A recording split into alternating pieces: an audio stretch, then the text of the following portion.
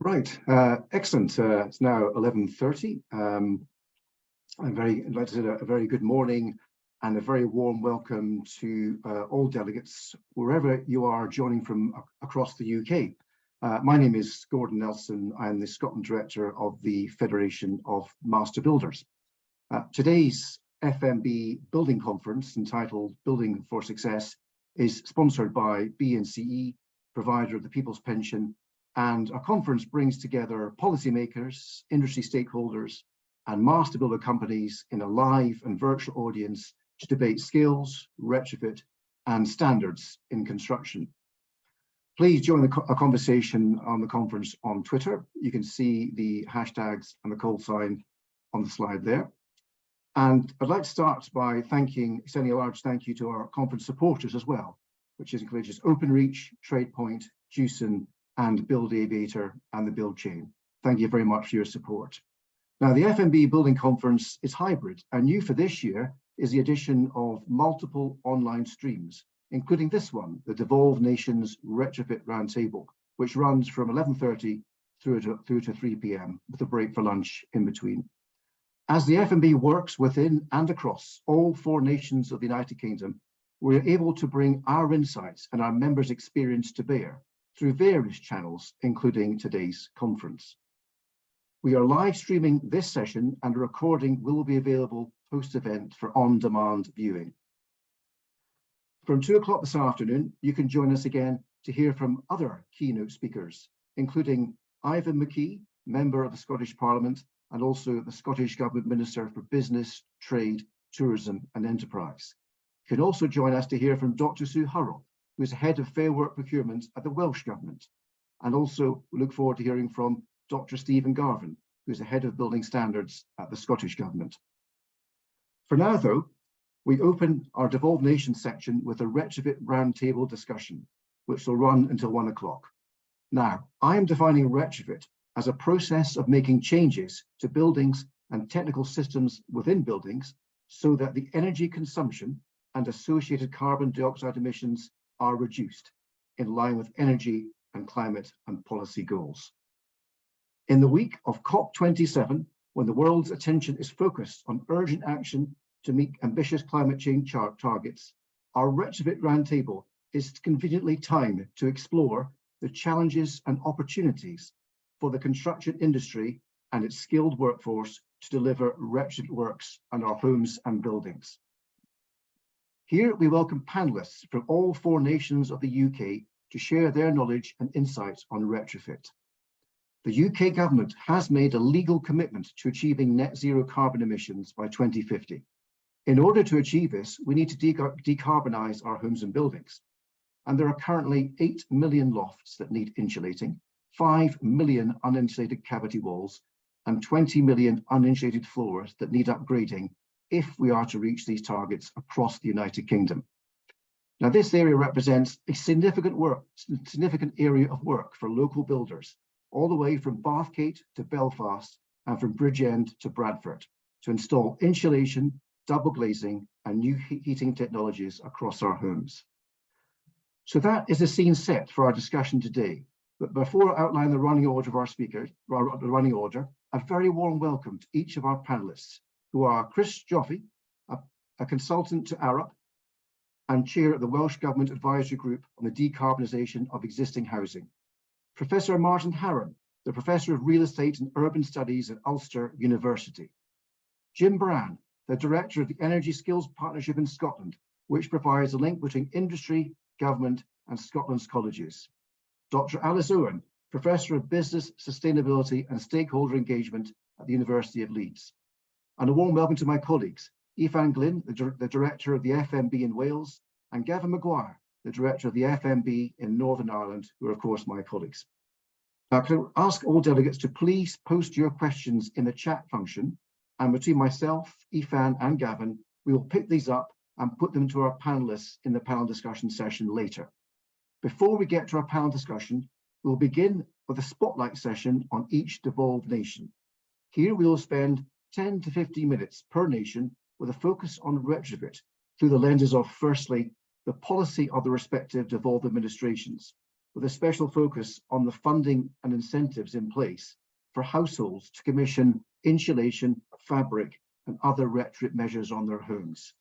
The second key area are the skills demands and the skills needs in order to deliver retrofit works. And a key focus of that is the training provision in place in each devolved nation. And thirdly, the quality assurance and consumer protection, as in what is in place to protect consumers and householders, and what is the specific devolved nation actually doing to ensure retrofit works are done right first time. Now we'll begin our tour with what I call a bottom-up approach. Our first spotlight session will be on Wales. We'll then head northwest across the Irish Sea to Northern Ireland before journeying back across to focus on Scotland. After our 3 spotlight sessions, we'll begin the open panel discussion, and we look forward to questions flowing in from delegates. I hope this is clear, and thank you very much for joining us this morning. But I'd now like to bring in my colleague, Ifan Glyn, Director of the FMB in Wales. Ifan, if you can please turn your camera on, and I'll now hand over to Ifan. Thank you very much. Brilliant. Thank you very much for that, Gordon. And welcome, Chris. Chris, would you mind putting your camera on? I'd love to, Ifan, but I'm told that I don't have control of it anymore. Okay. Alan, if you're there, if you wouldn't mind intervening and switching Chris's camera on. Perfect. Okay, I think it's working now. Excellent. Thanks, Chris. So I know Gordon's already done this, but kind of just to briefly introduce myself, I'm Ifan Glyn, I'm the Director of the FMB here in Wales. And with me is Chris Jofeh, who is a consultant with Arup and chair of the Welsh Government Advisory Group on the decarbonisation of housing. So we're going to run this session. We've only got 10 minutes to go over an hour. So we'll try and kind of cram as much as we can in that time. But forgive me, Chris, if after 10 minutes, I'm checking my watch, and don't take it personal. Excellent. So to start off, Chris, welcome and thanks for being with us today. And can you please provide a brief overview on the approach to decarbonisation of housing here in Wales? Gosh, that's a big question. Okay, the approach adopted by Welsh Government, following the recommendations of the group in which you and I were members, is that it needs to start with the social housing sector, and it needs to be bold there. It needs to experiment at scale with some very large scale field trials, and it needs to measure stuff, measure outcomes rather carefully. So Wales is benefiting from something called the Optimised Retrofit programme. The third phase has just kicked off. It involves every single social landlord in Wales. Welsh Government is pumping in tremendous amounts of money in the Welsh context, and it is hoped that the landlords will be able to match that to a certain extent.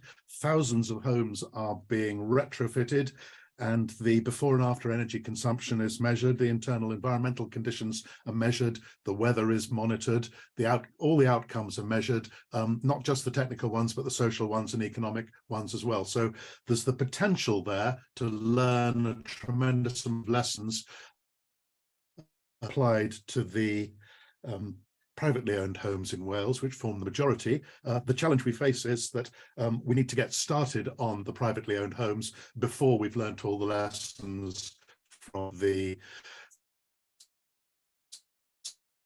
Then we're urging Welsh Government to the things we badly want it to get on with as soon as possible. Okay, brilliant, thank you. So from one big question to kind of another, in terms of, you kind of described the approach there, in terms of how it's been implemented, which elements of the approach do you feel are working well, and which elements could perhaps work better, or could we do better? Well, the fundamental part of the approach at the moment is the Optimised Retrofit programme, and I think that's working pretty well. It's now engaging with every single social landlord in Wales. Money will be spent all across the nation to retrofit homes and learn lessons. I think it's the learning lessons bit which is really important, and this is where the Optimised Retrofit programme compares favourably with the social housing decarbonisation fund work in England and Scotland. Welsh Government required from the outset that the outcomes are measured so that lessons can be learnt. I think SHDF is slowly moving towards that position, but we're fortunate in Wales, the outcomes have been measured right from the beginning. Okay, excellent. And can you talk about kind of funding incentives currently in place here in Wales, or highlight any work that's been happening behind the scenes to develop these incentives? I'm talking here about both social landlords and homeowners, private homeowners. Well, I think it needs to go way beyond funding and incentives. Funding for social landlords is clearly underway, but you don't change behaviours simply by dangling money in front of people. There's a whole series of other interventions you need, and a lot of those involve people that you might not think are actors in the energy system. I drew a list up the other day of people and organisations who influence Welsh private homeowners or influence homeowners across the UK, and quickly got to 75 organisations. So we need each of those to be behaving in a way that's aligned and joined up, so that we've created an environment in which it's socially normal to retrofit a home. Just dangling money and information won't be enough, I believe. Okay, thank you.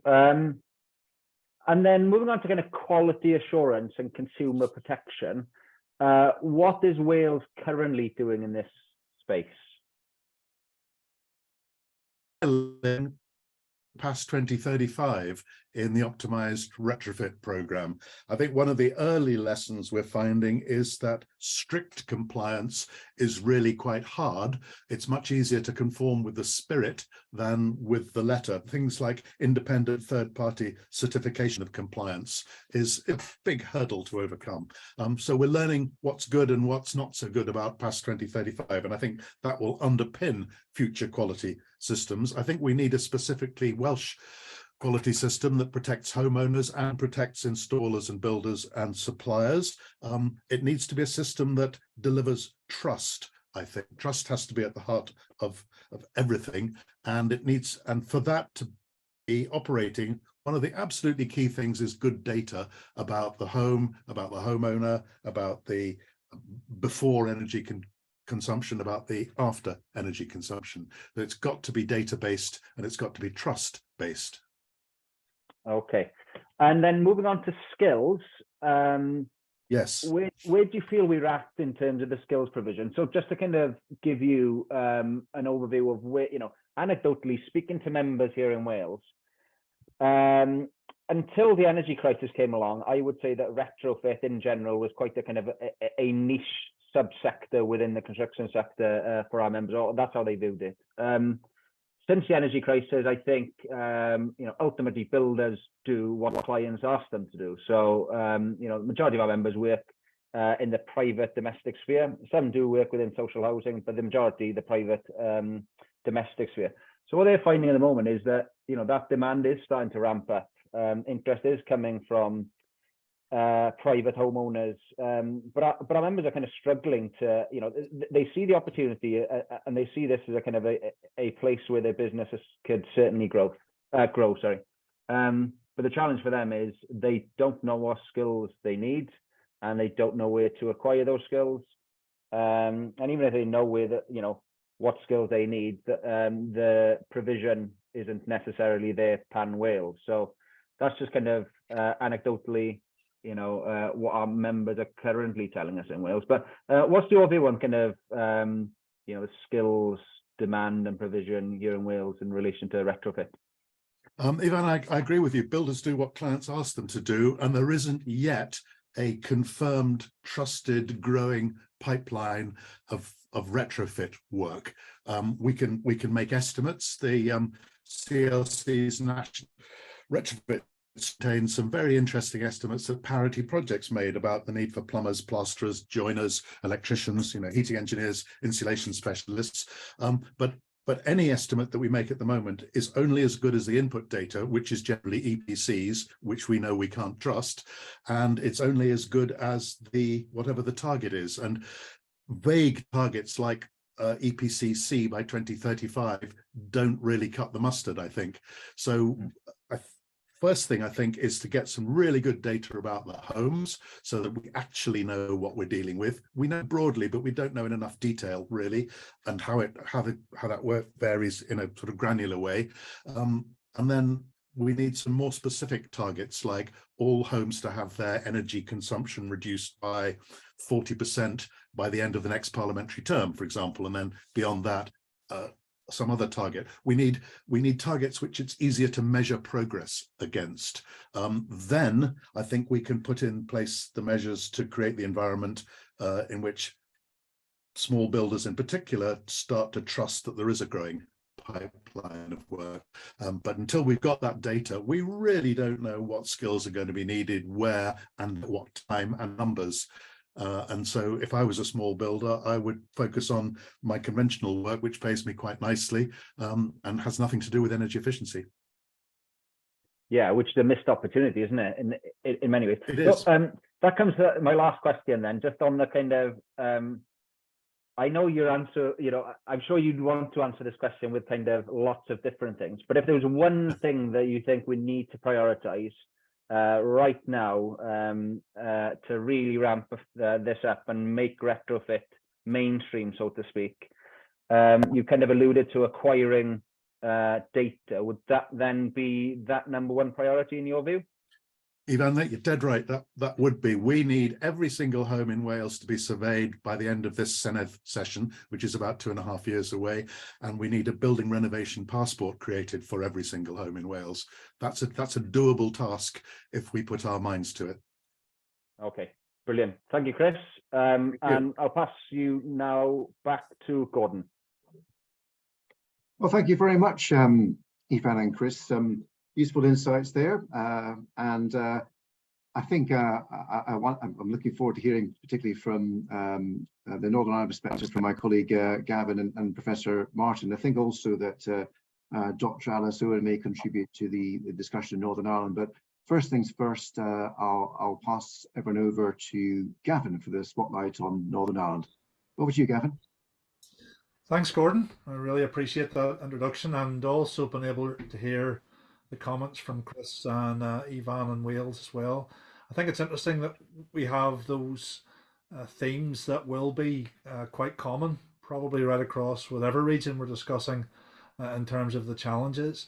And maybe just to give a little bit of a sort of an overview of Northern Ireland for anyone that keeps up with current affairs, it's probably not a surprise for you to see that Northern Ireland can be a little bit of a challenge in terms of our legislation and our policy perspective. We have a situation at the moment where we don't have an executive which is operating on a daily basis.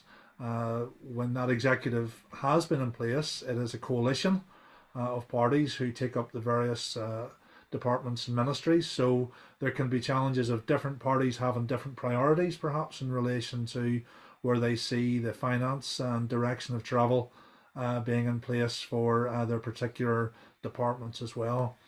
Sadly, we also have a little bit of a checkered history here with a renewables programme, which became a very damaging piece of legislation and for the economy as well through the RHI scandal, and that actually brought down a previous executive within Northern Ireland. So there has been to some degree a little bit of a reluctance to look at energy efficiency and renewables from a number of perspectives. However, in saying that, there's much work to be done, and certainly Northern Ireland is no different as a region in having to look at how it reduces its carbon output and improves the quality of existing buildings, as well as how perhaps new developments will see changes in its regulation to improve the energy efficiency of those as well. And I'm really glad this morning that we've been able to have Dr Alice Owen and Professor Martin Haran along with us to give their perspective on what they understand some of the challenges will be. We've really benefited from being able to work with both Alice and Martin over the last few years in these areas. I feel quite in awe of their academic and intellectual research that has been done. But I also have always appreciated that for both of them, this is a passion where they see the real benefits for people and their lives and homes and communities as well. So, whilst we can be talking from a sort of perspective, a policy perspective around issues such as skills, quality, finance, how it affects everybody's everyday life is something which we want to try to keep to the fore as well in our discussions. So perhaps, Martin, if I could come to you first, I know you've been involved with a number of housing forums and at the University of Ulster have taken a lot of time to look at various aspects of the built environment and our current building structures. Could I ask you just for your perspective on where Northern Ireland sits at the moment in this aspect of retrofit? Thanks, Gavin. Yeah, I'll probably allude to some of the work we've done with sort of the Northern Ireland Better Housing Forum, of which FMB are a very valued member. And the research that we've undertaken there effectively shows that Northern Ireland's housing stock is the worst performing of the sort of 4 UK regions. And I suppose that's no real surprise. You've alluded already to sort of the fragmented policy landscape. The RHI scandal certainly has had a detrimental effect in terms of the uptake of, I would suggest, green retrofit and green energy production. Within Northern Ireland, there is definitely, I would suggest, a lot of scepticism, a lot of cynicism within the political sphere regarding green retrofit. I think once bitten, twice shy seems to be the ideology when we speak to politicians about upscaling and rolling out the retrofit programme. What we know is that, you know, as I said, Northern Ireland has the worst performing housing stock of any UK region. We're much more fossil fuel dependent than any other UK region. So as a consequence, our cost of retrofit is probably per unit greater than it would be in other parts of GB. Do we have the skills? Do we have the scalability to undertake that retrofit programme? In its current state, we don't. And certainly when I speak to the trades, when I speak to sort of stakeholders from across industry, there is an acceptance that there will be an opportunity there, a huge opportunity. But a bit like Chris alluded to in Wales, it's a tangibility of that work pipeline. It's about investing in the skills that are going to be needed going forward. And you know, when we go into a period of economic turbulence, which we're now experiencing, and potential contraction in construction activity, invariably, you know, sort of the instinctive reaction for companies is to reduce and contract and try and protect, you know, the core business elements rather than investing and expanding, even though the opportunity, as I would suggest, within retrofit is highly significant. Very good, Martin. No, I appreciate you touching on those points.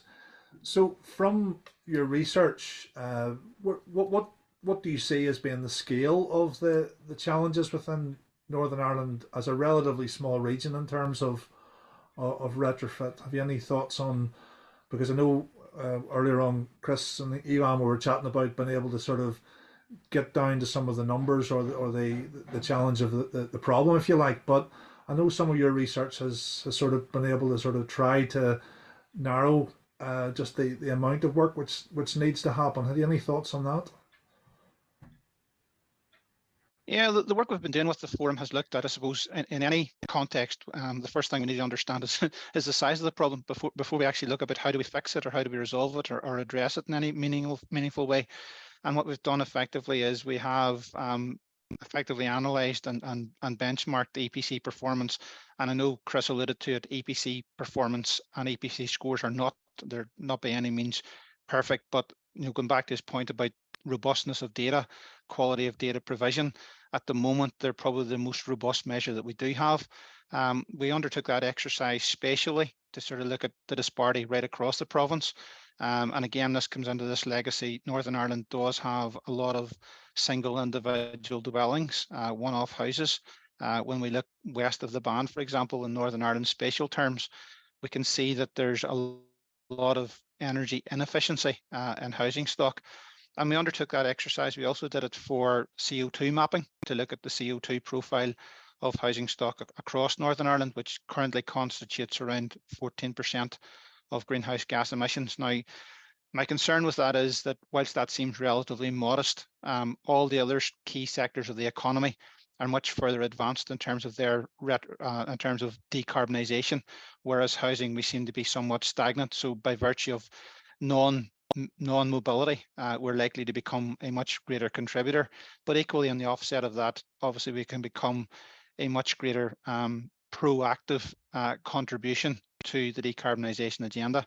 In terms of retrofit costs, Gavin, there's very wide-ranging cost per unit analysis that's been undertaken by a wide range of stakeholders within the public sector, within the private sector.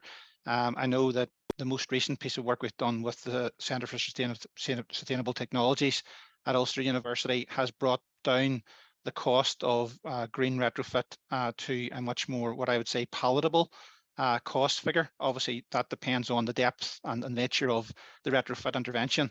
So I think the key thing for us, and it goes back to sort of the discussion which we had in the Welsh region, is about data. It's about information. Until we have a much more robust data hub and information around sort of the nature, the performance of properties. And I think, you know, at Ulster University, we do actually have a number of live housing, which is all censored. We actually can monitor and evaluate sort of energy performance, energy efficiency, carbon emissions, but you know that needs to be at a much greater scale. We need much more examples of, particularly I think, you know, the social housing sector has led on this in Northern Ireland, let's be honest about it, and it's no coincidence that the social housing stock is actually more energy efficient than private housing stock at this point in time, because the private housing stock and the private rented sector in particular are probably where we're seeing the greatest level of emissions, the greatest sort of carbon intensity. So that's probably the problematic sector, but it's problematic also in the fact that it's probably where there is that capital investment gap. And at this moment in time, we don't necessarily have the financial incentives or financial packages to bridge that. That's great, Martin. Thank you very much for your comments. And I'm just conscious of time in this initial session, but by all means, please, for those attending, we'll hopefully open up more discussion as we go through. As we mentioned, we're delighted to have Dr Alice Owen along with us as well. And whilst Alice, you're based in Leeds, you have a UK perspective on some of these issues. We're also very grateful that you're at the moment facilitating a working group which is built around the sort of Belfast Retrofit Hub. So just maybe, Alice, we could ask just for your perspective initially on Northern Ireland. We're going to be greedy and take you for Northern Ireland and then go wider a little bit later. But what do you see are some of the challenges for our community here in trying to address this aspect of retrofit, please? Thanks very much. It's really, I'm really delighted to be able to work with partners in Northern Ireland who I think are taking a bit between their teeth in a very distinctive way. The things I'd say that are Northern Ireland specific and that were news to me and therefore maybe news to other people in the session is mostly around the workforce, the construction workforce.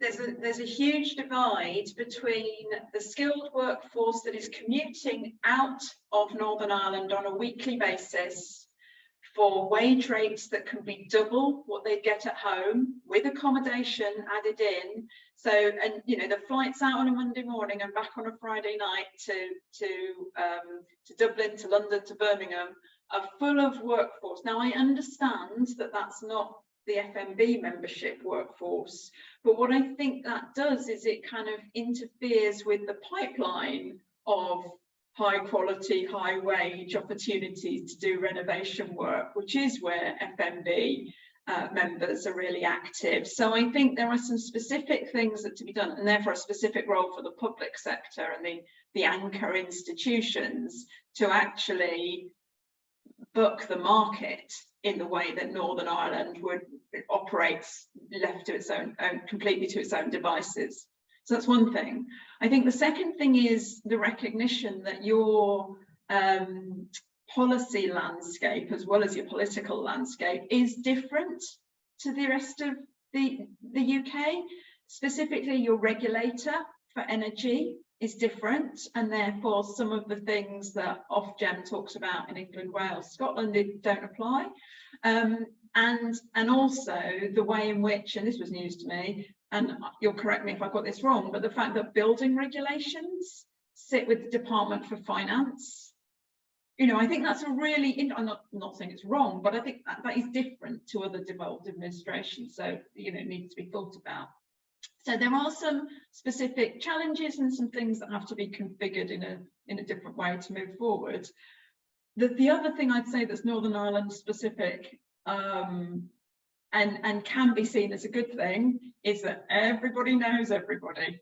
And everybody's had experience, whether it be regulator, policymaker, client, builder. Everybody's worked with somebody or had experience with them in different ways before. Now, actually, I've done research that shows the power of networks, both professional and personal networks, is really vital to making retrofit happen at pace and scale.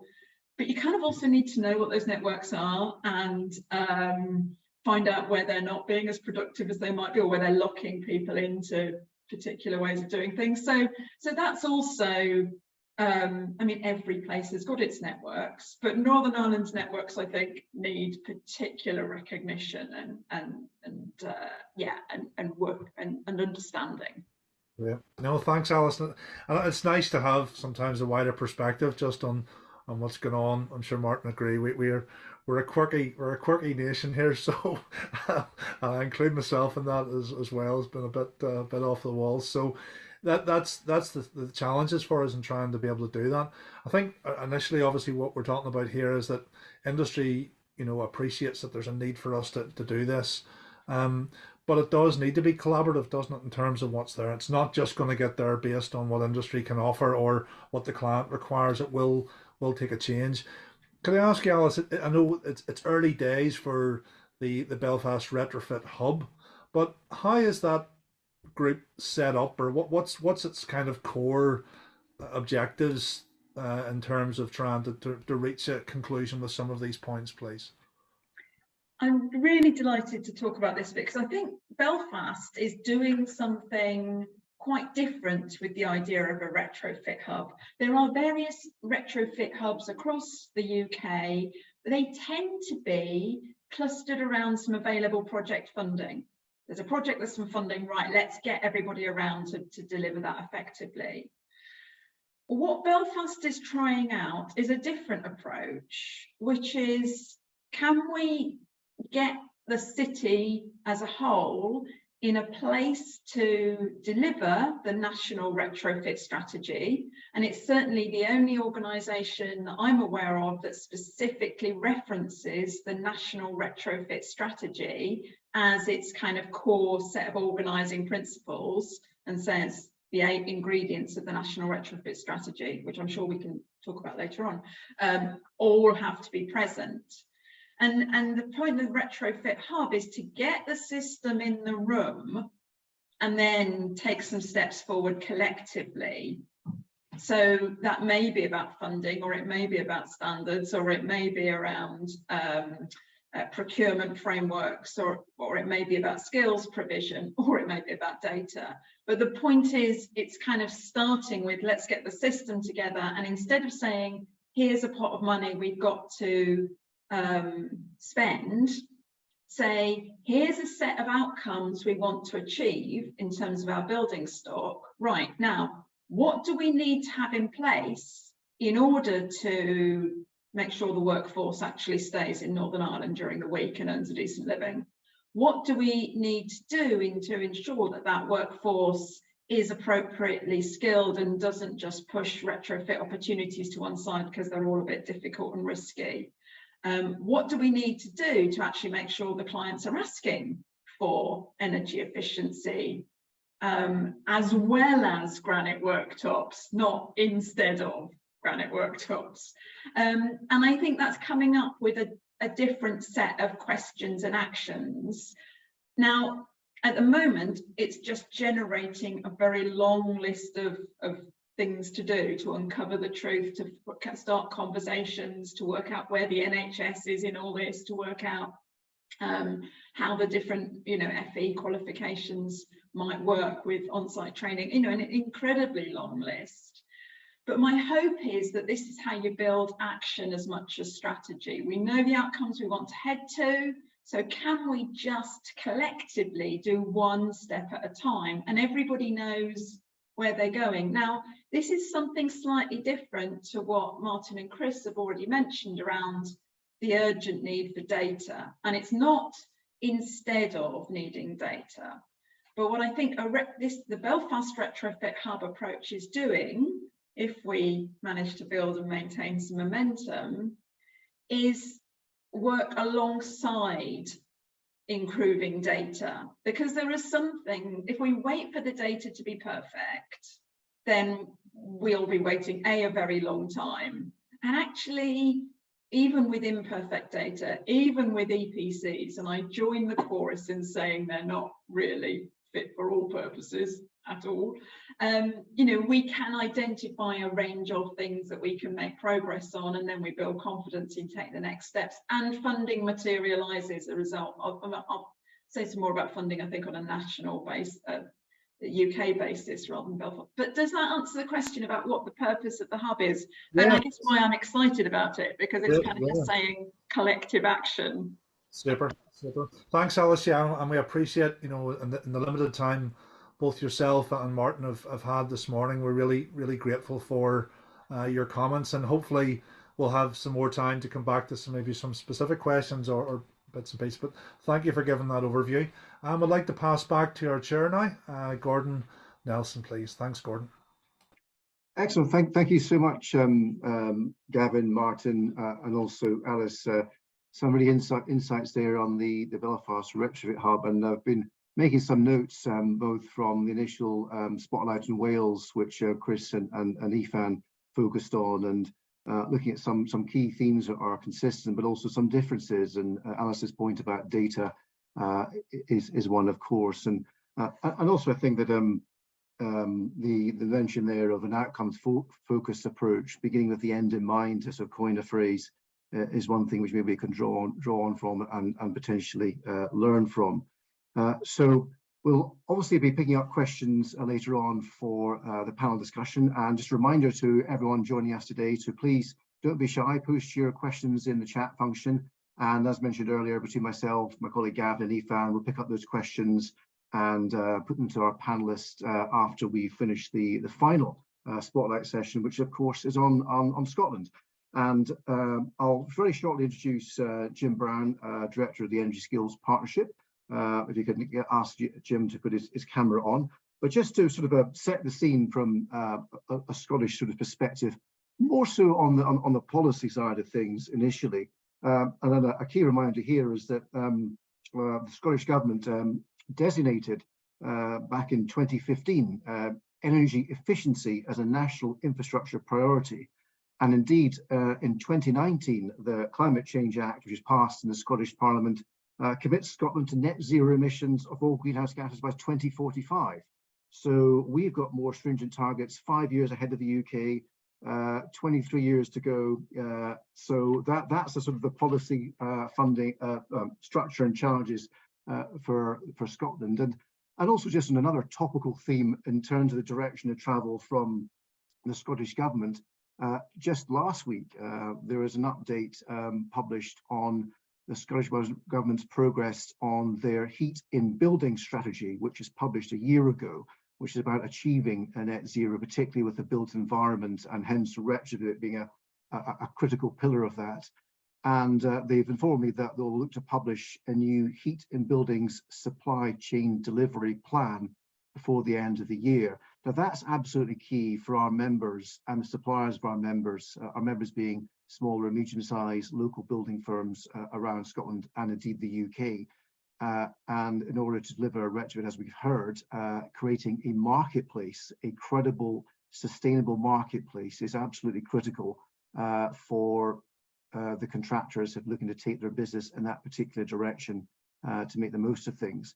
And one thing I'll just draw a little comment on is that we've heard from updates so far, obviously with the current economic challenges at the moment, with the cost of living pressures, extremely high inflation, the price of energy.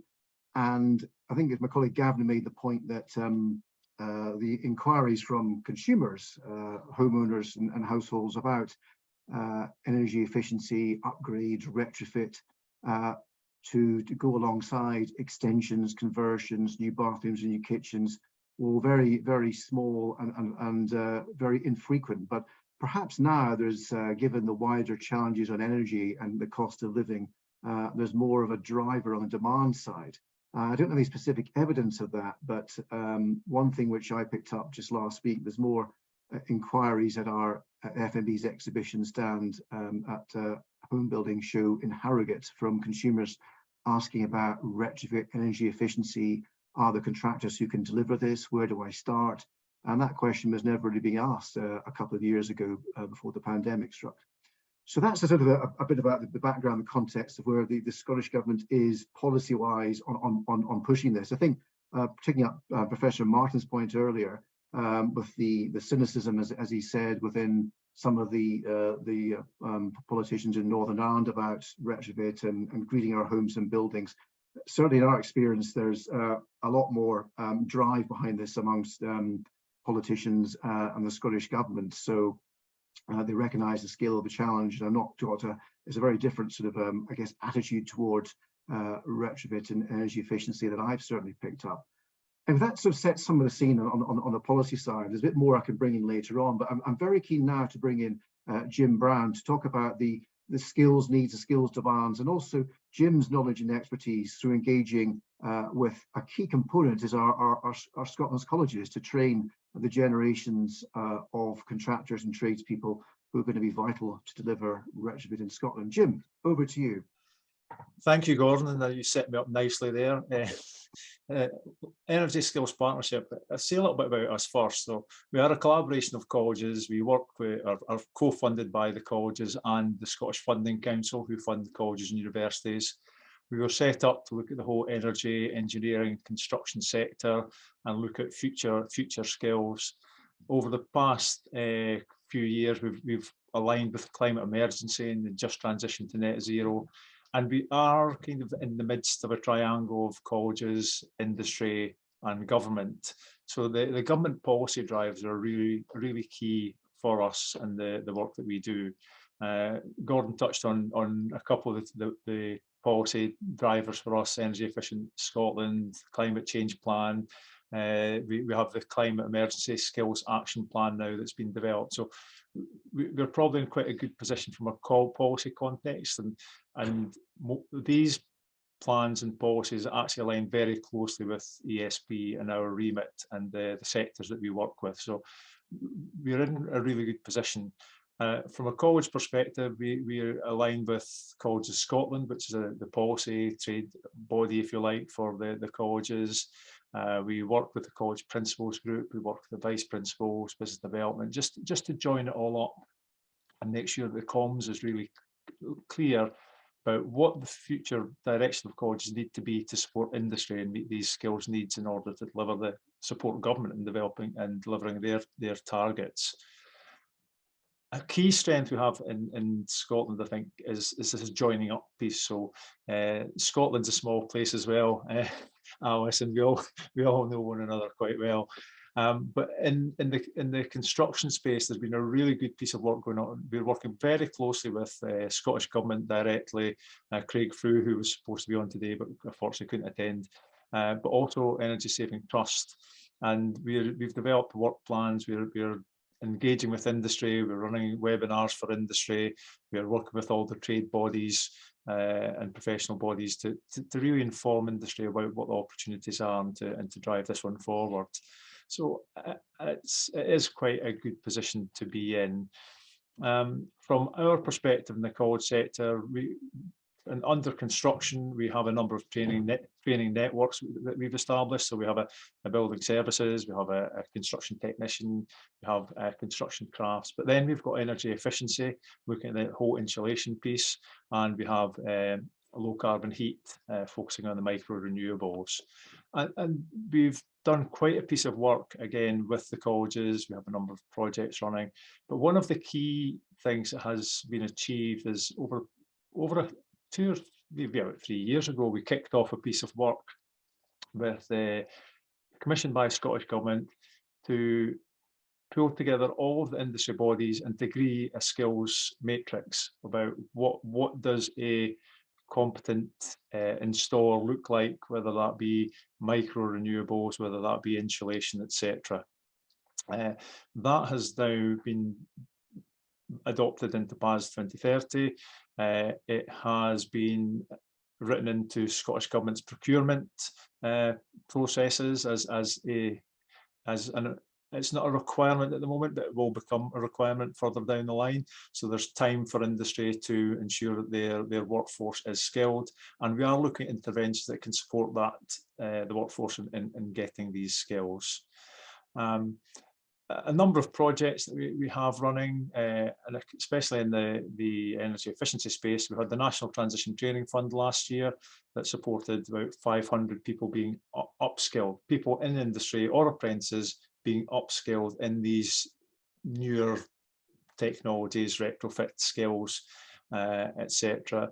We are working with Scotland Excel, who have been awarded the £800 million framework for energy efficiency, and they have 46 suppliers that they work with. So we're working with them, we've communicated the skills matrix, and we're working with them to upskill them and their suppliers to upskill their workforce, and secured some investment to do that.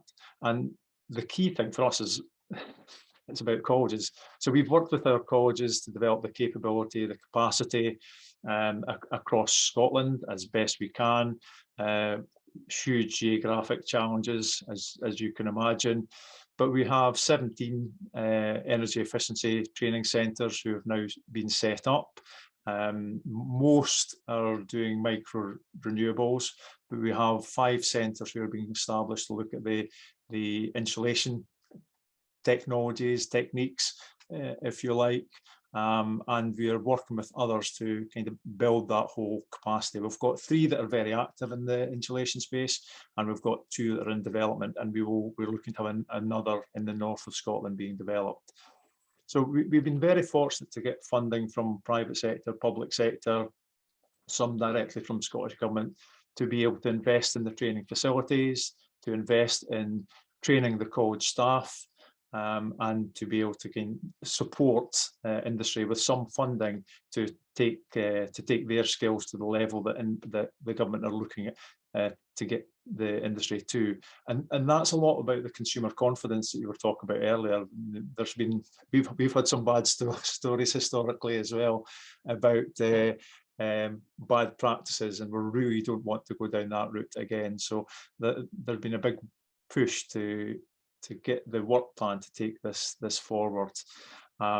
We've also had a couple of years where we've been working with apprentices to give them energy efficiency measures on top of their apprenticeship. So building from the bottom up, but actually being quite strategic at the same time. Working with industry bodies has been really key for us to understand, to make sure they buy in, to communicate with industry in conjunction with government, with Energy Saving Trust Scotland, about these opportunities that are coming, and kind of incentivising them to develop these skills in advance of that demand. I think that's a really key piece, establishing the training capability and supporting industry in advance of that demand. The unfortunate thing now is that demand is now here with the energy crisis that we're going through. We've heard some of the comments earlier about the increased demand. That is happening on the ground, yeah, very aware of it. So that's enough for me, I think, Gordon. Well, thank you so much, Jim. That's a very robust and good overview. And I do remember the fond times of engaging with the Energy Efficient Scotland Quality and Skills Working Group, which was ably chaired by Jim's colleague John Rennick. And the remit for us getting involved there was to look at what particular skills operatives and supervisors and businesses would need in order to deliver energy efficient work. So it was a pleasure to be involved in that before the pandemic struck. One thing which is a common feedback from our members around the UK, not just in Scotland, is that the industry, construction as a whole, has been suffering from a skill shortage for a number of years now. It is a chronic problem, and according to the CITB's Construction and Training Board, a Construction Skills Network forecast published earlier this year, in Scotland, we're needing about another over 25,000 new workers enter the construction industry between now and 2026.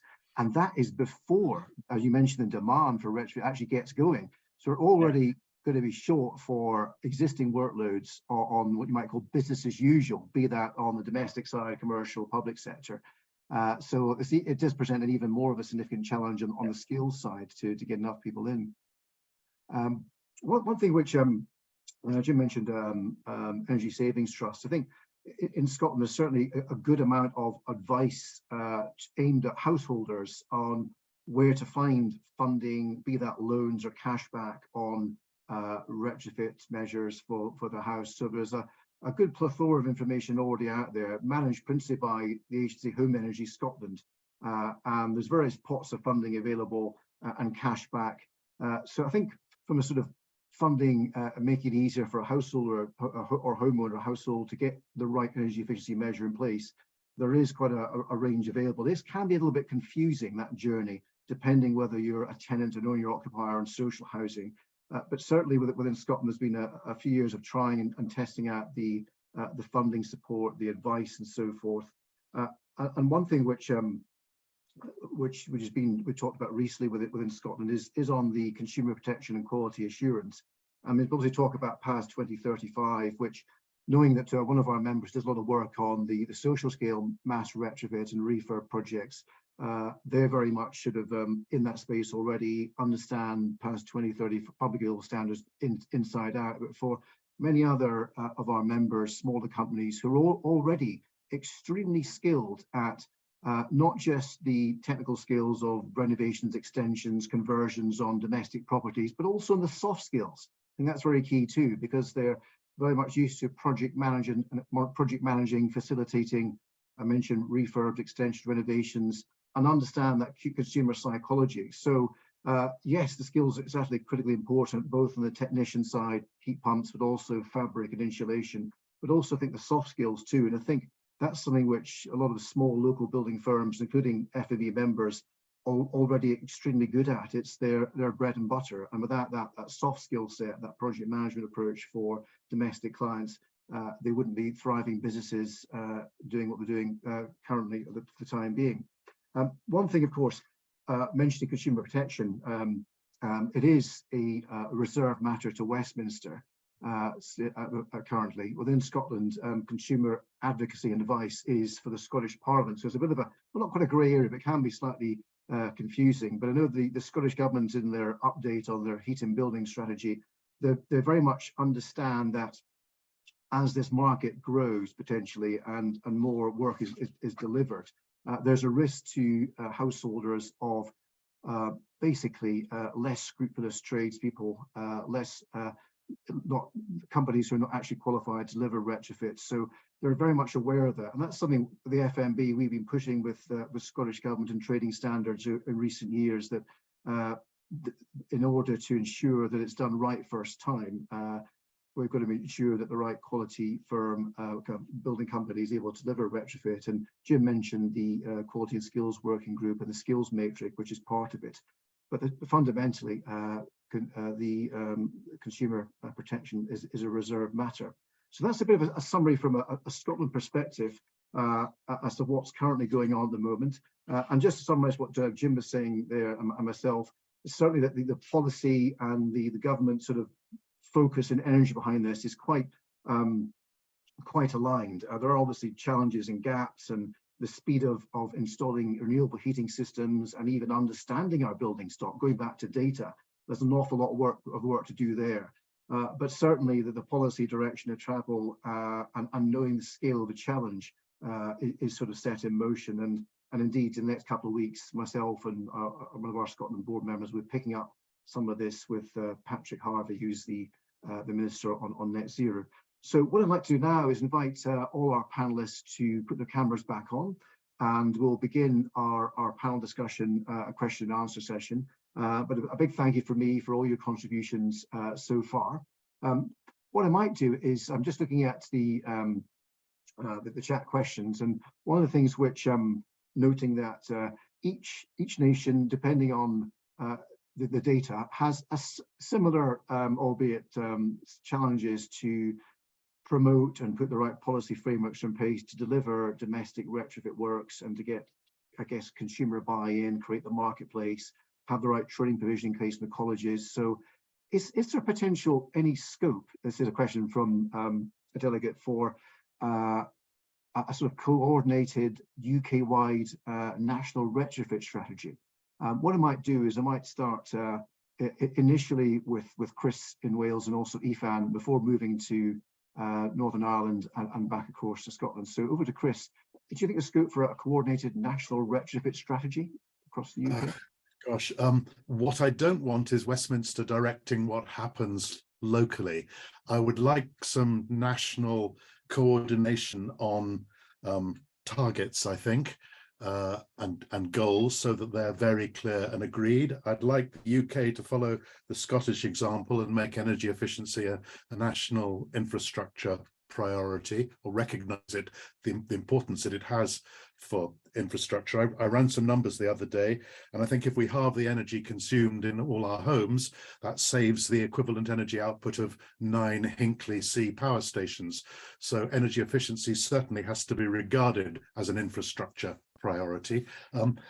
Having set the targets, I'd like the government really just to step aside and be supportive financially when seed money is needed. But I would want, centrally, I'd want Westminster to trust what the devolved administrations and what the cities and city regions are doing, because they know much better what the local circumstances are and how to deliver on the ground. So I'd like really light touch from the centre, supportive, but never changing the rules. Oh, thank you, Chris. Ifan, do you want to come in on that? Yeah, absolutely. Yeah.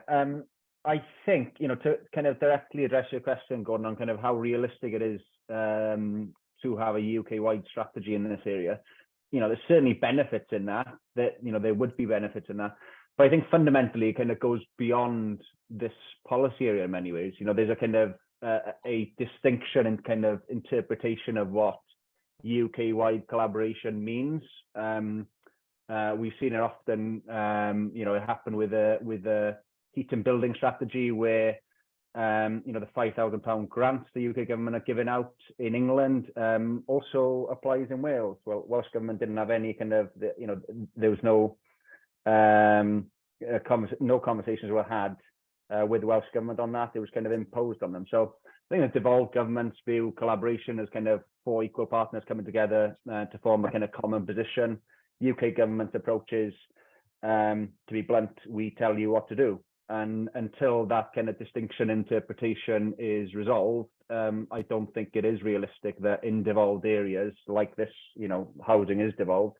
To be honest, I don't think it is realistic that, you know, a UK-wide strategy, with, you know, with the exception of kind of some of the light touch things that Chris is alluding to, I don't think it's realistic to have a kind of an all-encompassing strategy that covers the whole of the UK. And I think I'd now like to bring in Dr Alice Owen on this. Alice, do you have any views on that question?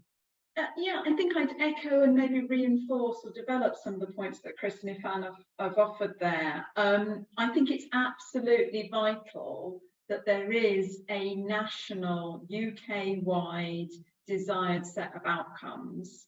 And I happen to think that the National Retrofit Strategy developed by the Construction Leadership Council with FMB involvement, well, version 2 is nearly a year old now. I think that does give the 8 ingredients for the recipe, which isn't just about skills and materials, but also about creating customer demand, about showing some leadership, about standards and measurement, and so on. But I think, as is the nature with cooking recipes, then the precise way you put the ingredients together, given the infrastructure you've got in your particular kitchen, will be different. And I think a national retrofit strategy will only work if effectively it's a nice consistent umbrella for a whole patchwork of area-based approaches. And working area-based, and I'm kind of a bit agnostic about what the boundary of an area should be, but it needs to be an area where there is enough of a common problem in terms of housing stock, energy supply, and so on, and also where there is a shared pool of labour and skills that can work in a locally or city or nationally appropriate manner and build experience and collaborations over time. So I think a national retrofit strategy is important, but it's really important that it's not, it's a strategy, not an action plan. And the key thing, I think one of the big challenges about getting Westminster to unlock that is that currently retrofit is seen as being a key concern for business, energy and industrial strategy BEIS as department. And actually, certainly in an English context, what used to be housing, communities and local government, which I'm still really struggling to call the Department for Levelling Up. I still can't quite reconcile myself to that as a department. But that is actually a key set of actors in national policy. So we kind of have to lift retrofit somehow out of the technocratic and business sphere and go, it's about people, it's about well-being, it's about planning, it's about all those other things as well, which the national retrofit strategy from the CLC does, but then it's pigeonholed back into BEIS for conversations with Westminster. So I think there's some real problems there in realising the power, the potential power of a national retrofit strategy. Well, thank you, Alice. I enjoy your analogy about the kitchens and the ingredients. So moving that forward, we'll now move over to to Martin's kitchen and possibly Gavin's too. Martin, can you come in on that question? Also, Gavin, please share your thoughts. Sure, Gordon. I think I'm not really in a position to actually articulate it any better than Alice has done in terms of her ingredients composition there. I think she articulated it very well. My view is very, very simple, and it sort of mirrors that of the fellow panellists. I think there is a requirement for a national sort of infrastructure strategy, but it has to be a strategy. It can't be an action plan. I think every region is distinct in terms of the nature of the challenges. I certainly think from Northern Ireland's perspective here, obviously you've got devolved responsibility for housing. The nature of our energy challenge is very different from our fellow regions that have spoken on the panel this morning. So there is a distinction, there is a variation, there is, shall we say, niche elements and dynamics at play that need to be addressed. Yes, we're all working ultimately towards the same target, and I think having a national target is critically important, and where the regions sit within that is critically important, but implementation and action plan certainly, from my opinion, needs to be at regional level. And even within the regions, if I even look at the tapestry and the nature of the challenge within Northern Ireland, rural versus urban context, it's very, very different than it would be in as I said, in other parts of GB. Well, thank you, Martin. Gavin, do you have anything else to add? Not really, Gordon, in the sense that the comments have been provided, I think, are very much echoed in our experience here. We do have some challenges. It's a little bit like a rope with a lot of knots in it. We're having to take those knots out one by one in terms of who is responsible for ownership for this within Northern Ireland. But certainly, if we can see good direction and examples of good practice, I think it would be great to see that then rolled out across the regions. But certainly the other comments I would fully echo in terms of the challenges. Well, thanks, Gavin. And Jim, just bring you in. Do you think Patrick Harvey, Government Minister, will be quite happy with a UK-wide national retrofit strategy imposed on Scotland? Perhaps not. Your thoughts, Jim, please. Oh, just on mute.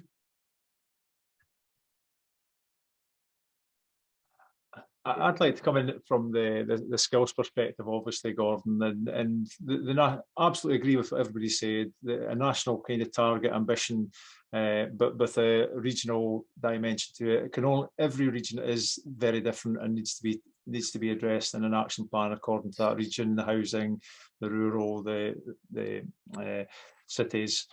But from a skills perspective, you touched on earlier, we need to attract thousands of people into this. We need to do that sales piece. We need to inspire them. We need to bring the existing workforce with us. We need to invest in the training facilities, so we need to develop that capability, the capacity. We need to incentivise it for industry. So whilst we're looking at the kind of the building stock and interventions, we can't look at that in isolation. We need to look at the skills piece as well, and we need to bring industry, support industry, incentivise. You touched on yourself, Gordon. Why are they going to get involved in this when they're making a good bit of money doing their day job? No. So we need to inform them about this is a real direction, this is a real business opportunity, and we can help you get your staff and your company into a position where you can maximise that opportunity, and that will help the fuel poverty, it will help the well-being of individuals in the home, but it will actually help the economy and it will help the environment. So there is a big plea for me is that we need to invest in the skills system and skills in advance of that demand, and I'm fearful that we're kind of already too late, and with the current budgetary situation we're in, I'm really fearful that we're going to miss a trick. Well, thank you, Jim. Some good points there on the practicalities and the feasibility of delivering a retrofit strategy, and it's all about the outcomes. And another question just popped in. Just the panel think there's been too much emphasis in recent years on heat pumps. What I might start with Jim as you're here. That's okay. Then I'll reverse order, go around the rest of the UK. Yes, heat pumps, Jim. What's the thinking? Personal view. Personal view, yes, I do think there's been too much of a focus on heat pumps. Different homes have different solutions, and actually I think energy efficiency should be the first thing. I think we should get the fabric of the building correct first before we start to look at any other solution for using kind of energy efficiency measures, whether that be heat pumps, solar, PV, thermal, solar. I've got solar with battery storage in my house. It works absolutely great, but the first thing I did was I insulated my home very well first. So I think fabric first should be the key thing, and then look at the different solutions. I think the advice element of this, so we need to get people trained so that they can actually give good, robust advice about what interventions are best for the different properties that we've got. Air source, ground source aren't always the best solution for every home or building. So I think we just need to understand the technologies, communicate what they are, and get the advisors in a really good position to take that forward. But we need to get industry bought into this as well. They're the ones that will be telling the customers what's the best option for them.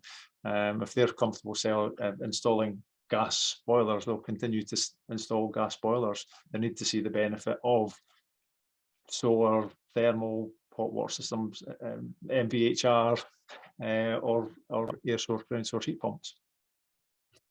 Well, thanks, Jim. And Alice, comments on heat pumps? Too much emphasis, perhaps, or a different view? Only too much emphasis in a relative sense. We have absolutely needed to get heat pumps to be a much more mainstream technology than they are at the moment. But of course, Jim's spot on, that fabric first and reducing your energy demand is where the big wins are.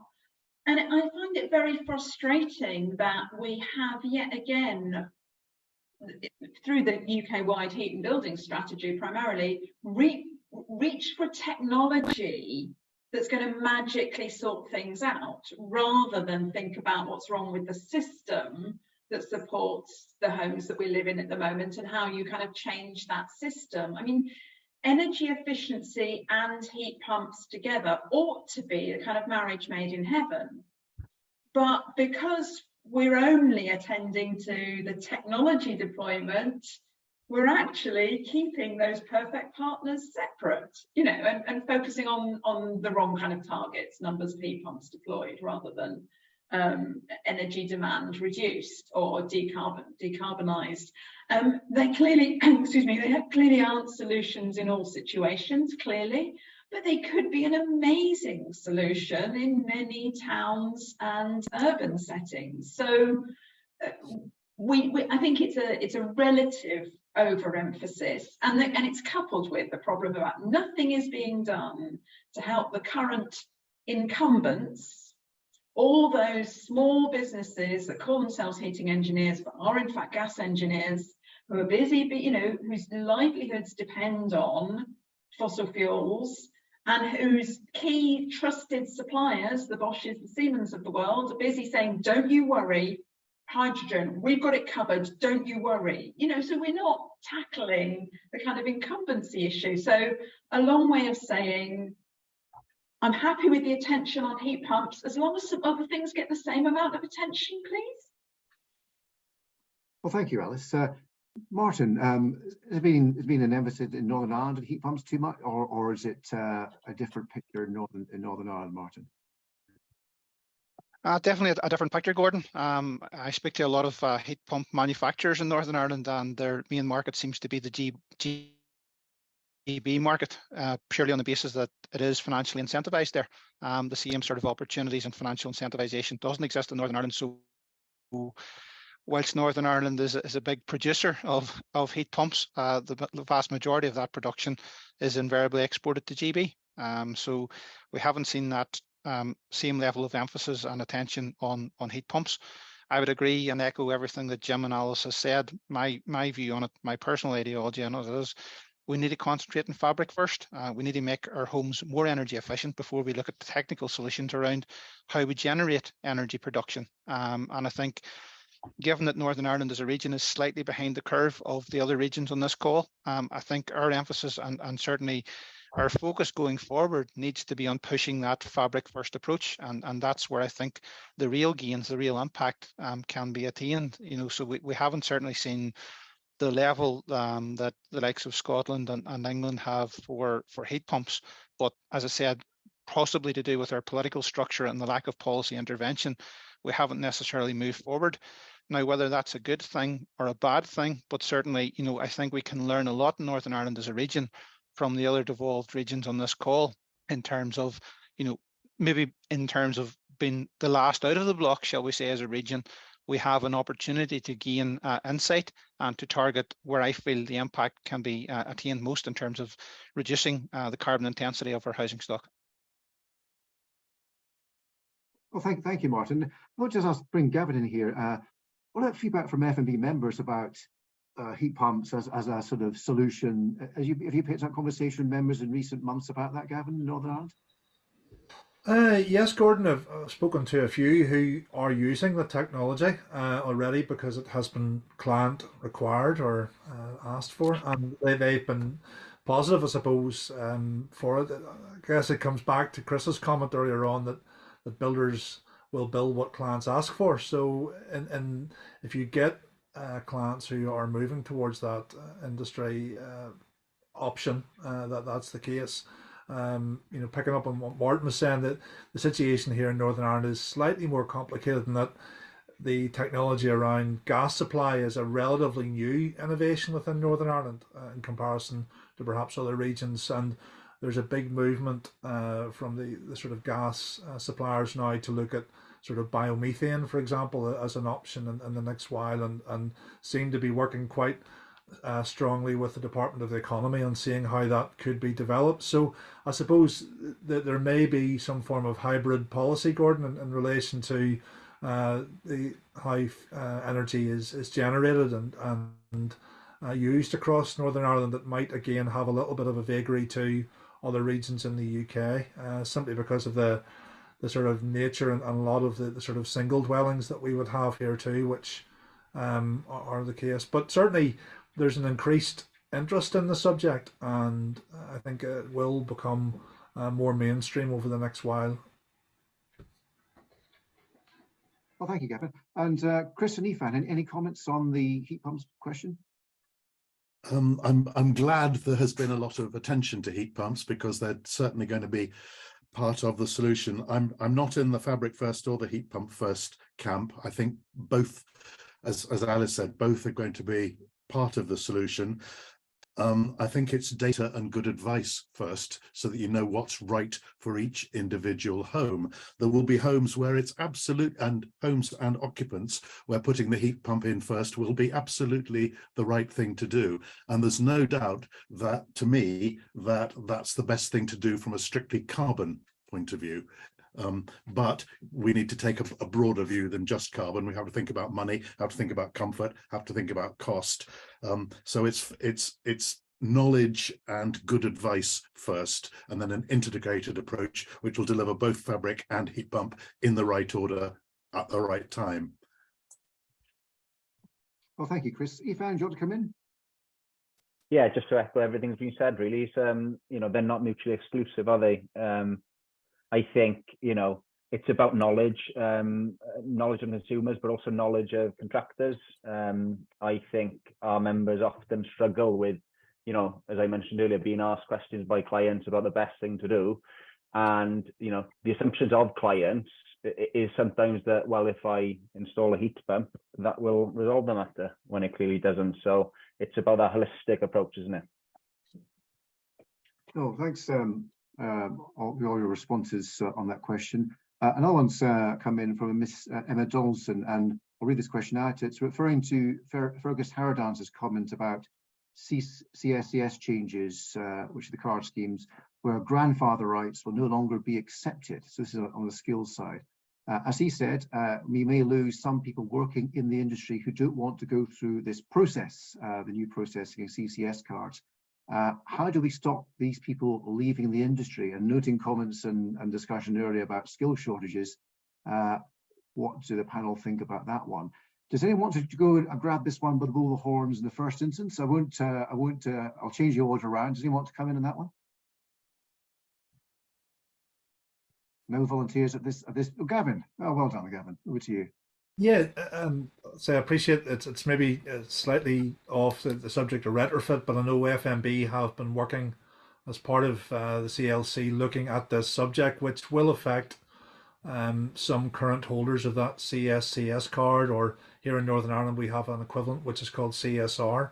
My understanding is that there will be some form of assessment done, but in conversations that our policy team within FMB have had with the organisers of that scheme, there are considerations been given to perhaps a sort of an on-site assessment of individuals who maybe are of an older generation and wouldn't necessarily have an NVQ level, or there may be other assessments been done, Gordon. So I think from what I appreciate from the discussions over the next couple of weeks, there's going to be more information that will be provided as to how that scheme could roll out across the UK and the regions as well. So I think certainly they're aware that it will have an effect on certain aspects of the industry who maybe up to this stage wouldn't necessarily have an up-to-date qualification, simply because they've been working as part of it for a number of years and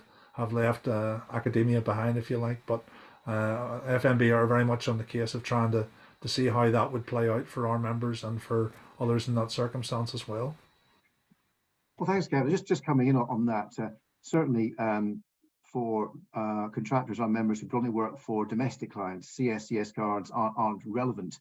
Those working within the supply chain for larger contractors, commercial contractors, where you have large sites and so forth, then CCS cards are vital. It's critical to get access to site to have the right CCS card in place. So same time, you can't afford to lose qualified, skilled people for an industry, but within the domestic sector, at least at present, most practice for those working exclusively domestic clients, CCS cards aren't directly relevant. Of course, for some of our building contractor members who work for commercial clients as well, then yes, they are. So there is a problem, but maybe not quite as much of an impact on the domestic retrofit challenge as other challenges are as well.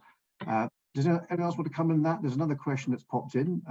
Can I just, before you move on to the other question, Gordon, can I just say that what Gavin was describing there about the need to validate existing experience and more on-site validation, I think there is something really relevant to the kind of transformation that we need in the retrofit market, because the majority of people involved in working on existing buildings are already very busy. So taking the time to attend, and this is more Jim's area than mine, so Jim, put me right on this if appropriate, but we have to, don't we, find ways of doing skills development on site on real projects without increasing the risk of project delivery and the cost of project delivery. And I think there have been some quite interesting discussions around what's the role of suppliers if they want to push out new equipment or materials or techniques. Can they cover some of the time involved in learning how to use that kit, and also some of the time involved in snagging while you crawl painfully up the learning curve on site? And finding ways of doing skill development across hard and soft skills on site as part of real projects rather than in a classroom. I think it's going to be absolutely vital to transforming the existing workforce as well as bringing on a new one. If I could come in there, Gordon, just to respond to that. Certainly in Alice, on the insulation side, we are very much focused on the work-based learning assessment, because it is those who are in industry that are being assessed at the moment and gaining formal qualifications. I think we need to be far more agile and flexible in how we do develop these skills in the future. Some of them inevitably will require to go and do some practical training, but that can be minimised as well. I think a combination of online learning before going to do the practical bit and the like we need to streamline everything for industry and for individuals if we want to maximise these opportunities. Well, thank you, Jim. Another question is, this builds on to some extent the validation and consumer protection. Is it a case that a more robust licensing system should be introduced for the industry, not just for retrofit, but other working practices? So, any views about a licensing system for the construction sector, particularly in retrofit, because that's what we're discussing today? Do anyone want to jump in at first hand? If not, I'll pick on someone initially. Martin, thank you very much. Yeah, just Gordon, answering your question directly, I do think there does need to be some sort of accreditation or validation system. You know, I've seen it in the Republic of Ireland where they've had to introduce some sort of validation system around sort of skills competencies. There is an issue here around consumer confidence, particularly in the homeowner sector, where there are reservations around the quality of work, the quality of workmanship. And going back to Alice's point from earlier, you know, there are professionals within the sector that can make a meaningful contribution to the retrofit challenge, but they don't necessarily have all of the answers. They don't necessarily have all of the skills and all of the knowledge. So it is about bringing together a collaborative effort to improve knowledge. There is a knowledge gap within the construction sector. There is a knowledge gap within the consumer sector, i.e. The private housing sector as well.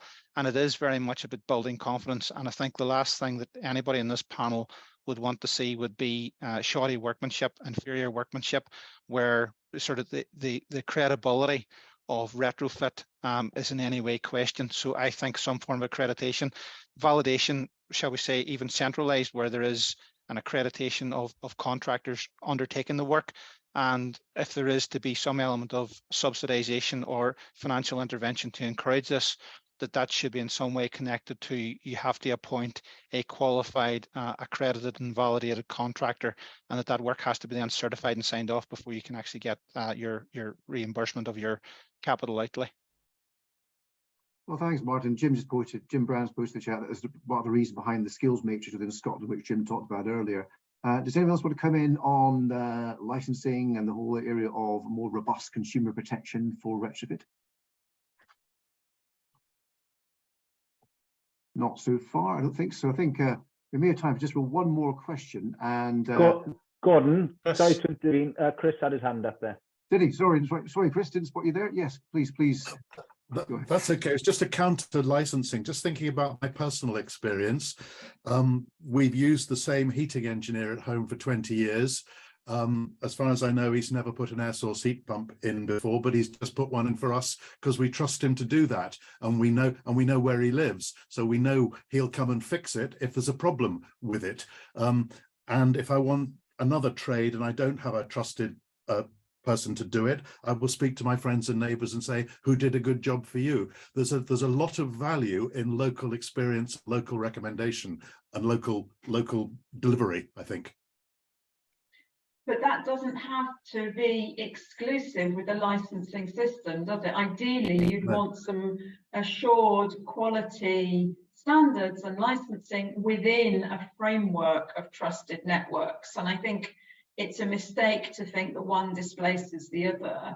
I guess the question then becomes, how do you support the good practitioners who are learning and validate what they do, and make licensing constructive for them rather than another hoop they have to jump through. So I think it's how it's introduced is absolutely vital, but I don't think that is necessarily, I don't think those two things have to be mutually exclusive. Gordon, I'll just jump in and add something onto that, just on some of the research we've undertaken for the Northern Ireland Better Housing Forum. One of the issues and challenges that we have to overcome in terms of upscaling retrofit, I suppose, is people's perceptions. Even in respect, there's a lot of homeowners out there that would like to undertake retrofit, but they see it as a fairly intrusive process, something that will mean that there's sort of trades on site for maybe 1-2 days, whatever, and it can be perceived as being quite disruptive. So, a lot of the feedback we've got is, there is an onus on the sector, on the construction sector, on the likes of FMB members as well, to improve the quality of delivery, streamline the service provision. That's been done, I know, in terms of heating installation and heating efficiency. So when we do actually go about rolling out and upscaling retrofit, I think we have to look at, the quality of service that we're delivering to the homeowner, so that is more conducive to uptake as well. So there is an onus, as I said, on the sector as well. Well, thank you, Martin. There's one time for a very final brief question. It's a nice simple one. Actually, Ifan Glyn posed it. He's asking us all, how do we overcome the challenge that we need long-term thinking in this field, yet key policymakers tend to think in government cycle terms, very short term? That's a nice simple one to finish on. We get around the panel very quickly. I'll start with you, Martin, as you're on screen. How do we overcome that, if at all possible? I think that comes down to what we talked about earlier, Gordon. National targets, but rolled out at local and regional level. But I think we do need effectively roadmaps which oversee and transcend political thinking. That's my personal view. I think, yes, politicians will obviously facilitate, they'll enable, but I think there's an onus on industry and other key stakeholders to look at that longer term vision and implement action plans and roadmaps which oversee those short-term goals and short-term political, shall we say, ideologies. Thank you. Does anyone else want to come on that particular question, the political cycles? Chris? I think maybe something like the National Infrastructure Commission offers some possibilities for us. As I understand it, its remit is to do the long-term thinking and then advise the politicians on what's appropriate with a 25 to 30 year horizon. I'd quite like their advice to be statutory. It could be expanded to include other areas such as residential energy efficiency. I think that would be helpful. Well, thank you, Chris. And please, I spotted you this time around. Does anyone else going to come in this? So my final point on this would be that it's vital. We actually do have long-term stable strategies around carbon reduction. But what we have is politically designed funding cycles. So devolving funding down to the areas where action is taken means you avoid, in an English context, the disaster of green home grants, the misalignment of Green Deal, the new heat pump subsidy program.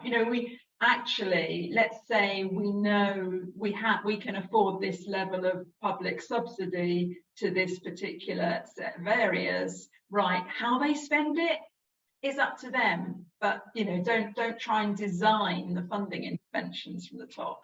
I think would be a way of helping. Thank you, Alice. Anyone else want to come in? Conscious of the time. Jim. Gordon, yeah, just for me on the skills perspective, it's multi-year budgets is one of the key things, because it all tends to be very short term. We'll fund this for 1 year, 2 year. But actually, for industry and for training provision, you need to have that whole pipeline, that confidence that you can offer. Too often, it's very short, sharp interventions where we need a strategic approach towards skills development. As in incentivization for initiatives, etc., people just need to know and have confidence, and that they can plan and they will be okay to take this forward. Thanks, Jim. Let's see anybody else. Conscious of the time, that I think concludes the questions coming through. Thank you to all the delegates who posed questions. I'd like to give everyone a signpost of what's happening this afternoon. We'll break for a lunch break just very shortly, but at 2 o'clock, you're welcome to join a session on construction procurement in Wales with Sue Hurrell. And also at the same time, in parallel, Ifan McGuire, the Scottish Government Minister for Business, is talking about the Scottish Government and construction sector relations. Of course, both sessions will be recorded, so if you can't be in 2 places at once, you can watch the other session at a later date. At 2:30, we'll hear from Dr Stephen Garvin about building standards of compliance, how it's done in Scotland. So that's looking at the quality of construction angle. Very interesting comments from Stephen Garvin. Looking forward to hearing from them. And then at 3:30 at the main conference in London, which you can stream into, we can hear from our sponsors, B&CE, on investing for success in the changing world order.